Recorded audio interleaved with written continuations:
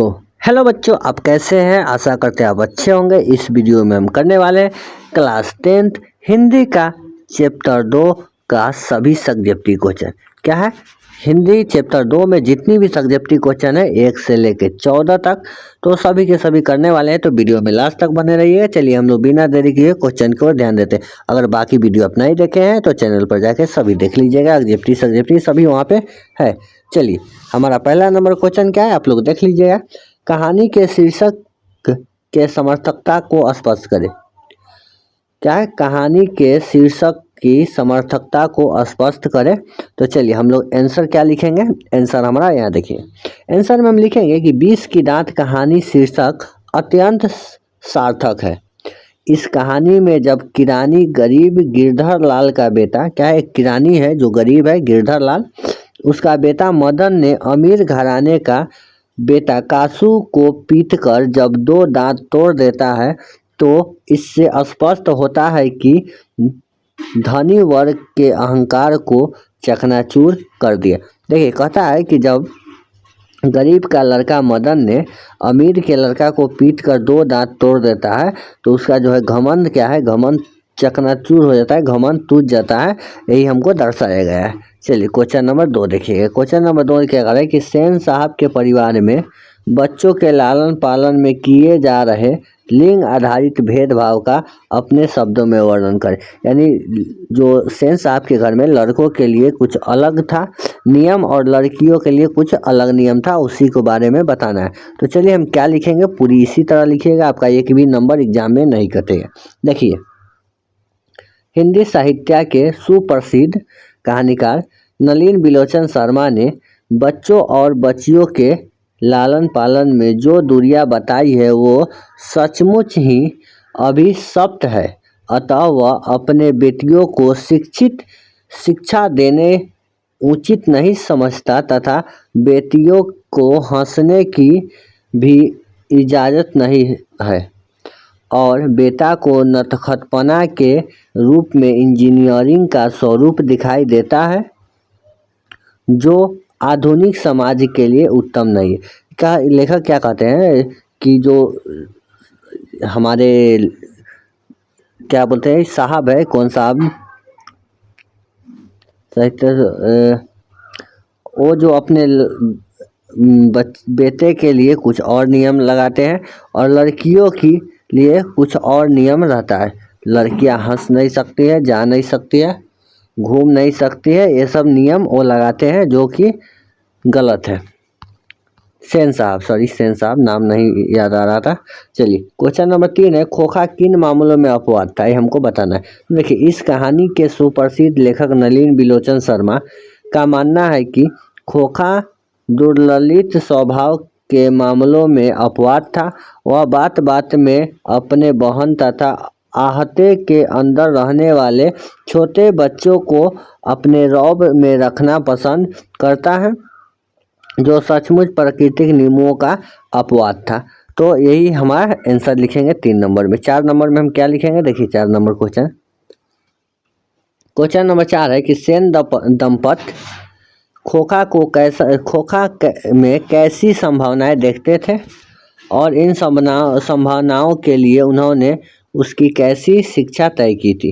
तो देखिए लिखेंगे, हिंदी साहित्य के महान नकेलवादी लेखक नलिन बिलोचन शर्मा ने सेन दंपत खोखा में इंजीनियरिंग की संभावना देखा करता था और हम लोग आगे देखते हैं, वह खोखा को उसी प्रकार की शिक्षा देना तय किया था जैसे बधाई गिरी और अन्य सामान की तोड़ फोड़।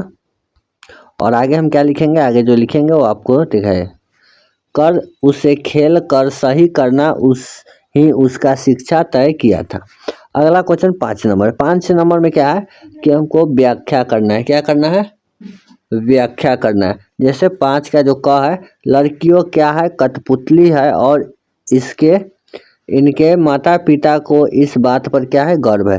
तो इसको हम व्याख्या क्या करेंगे, तो लिखेंगे, सुप्रस्तुत सार्गभित सुललित एवं मर्मिक पंक्ति हमारे पाठ्य पुस्तक गुठली भाग 2 के शीर्षक विष के दांत से लिया गया। इस पंक्ति के मध्य से हिंदी साहित्य के महान नकेलवादी कहानीकार कहना चाहते हैं कि आगे हम लोग देखेंगे कि सेन साहब के बेटी को हर प्रकार का तमीज़ सिखाया गया है।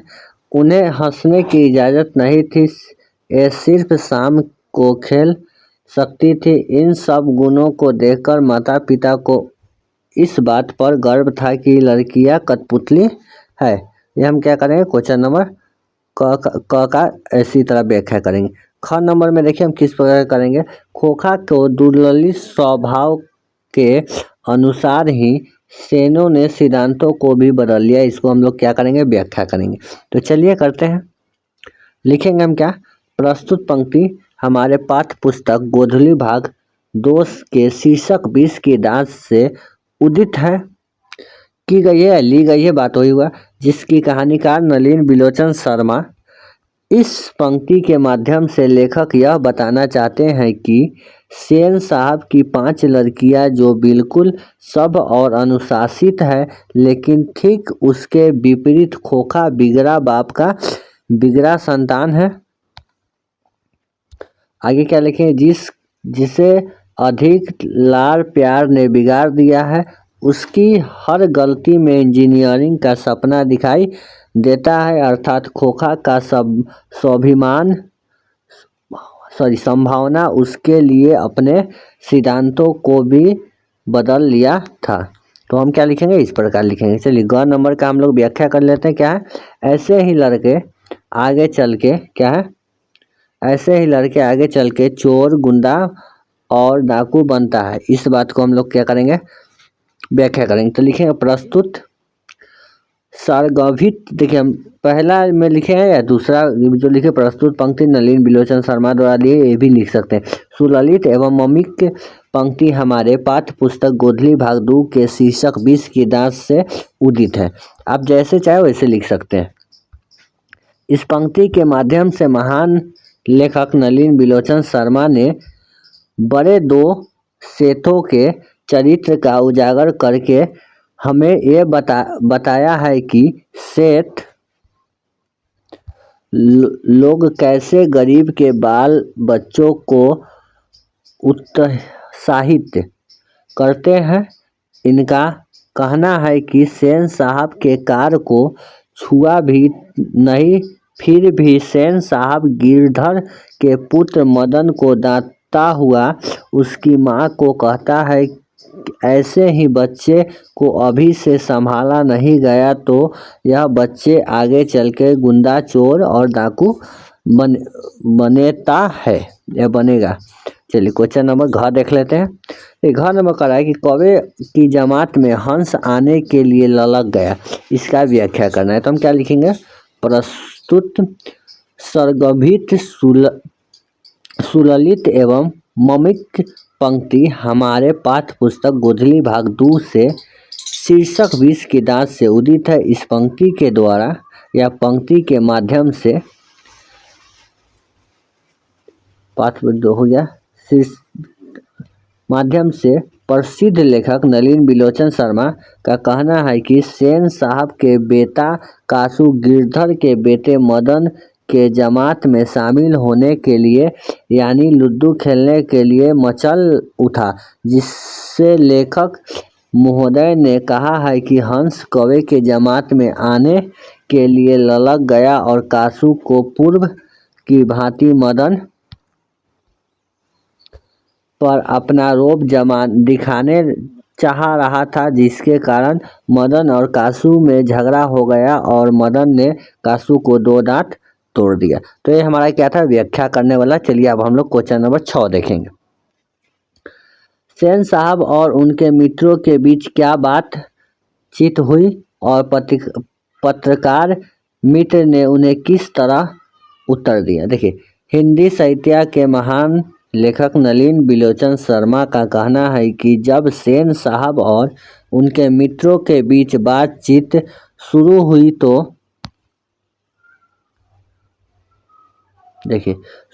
तो सबसे पहले सेन साहब अपने बेटे कासू के बारे में मौलिकता के साथ बखान करने लगा कि मैं अपने बेटे को एक इंजीनियर बनाने जा रहा हूँ। आजकल पढ़ाई लिखाई तो फिजूल है। मैं अपने कारखाने के बढ़ई मिस्त्री को 2-1 घंटे आकर ठोक पीट करने के लिए सिखाने के लिए कहा हूँ।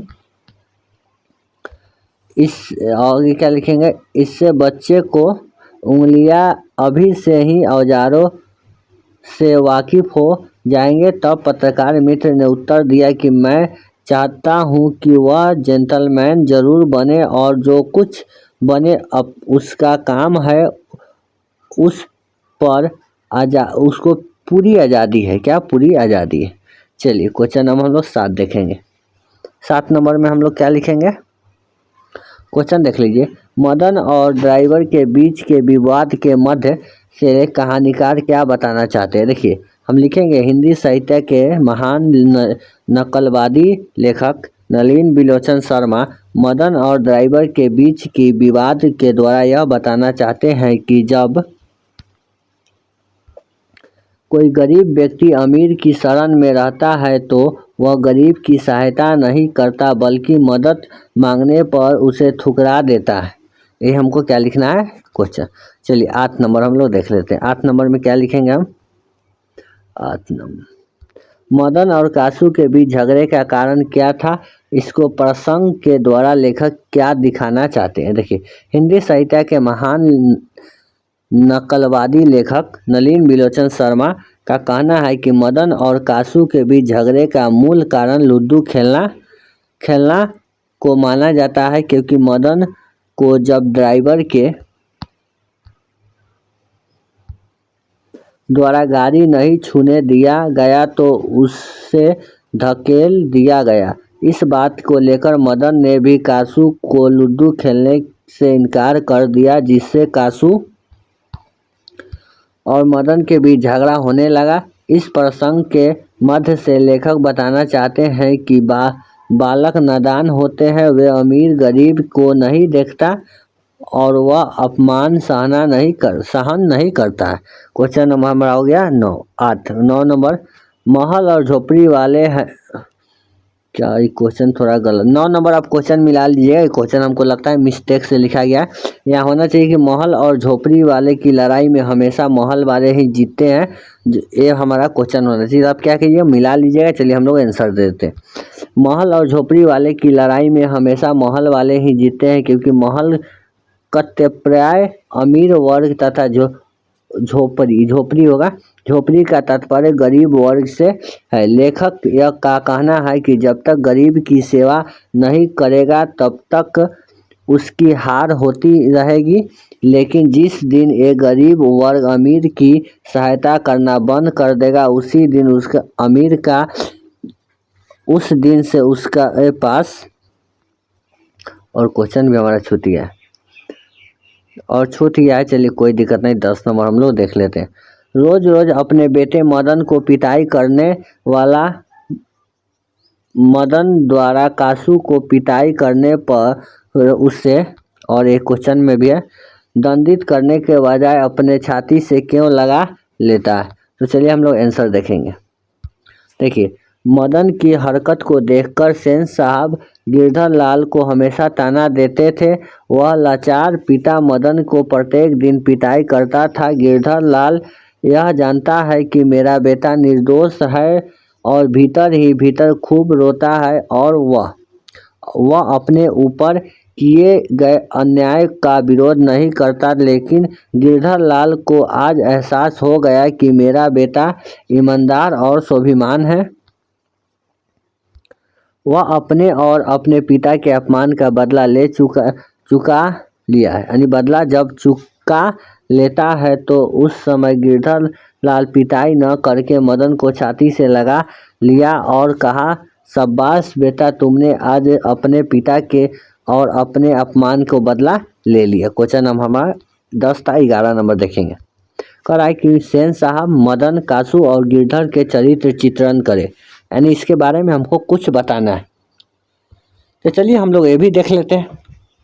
लिखेंगे, सेन साहब एक फैक्ट्री के मालिक थे जो बहुत घमंडी थे। उसने रुपए पैसा का बहुत अहंकार था।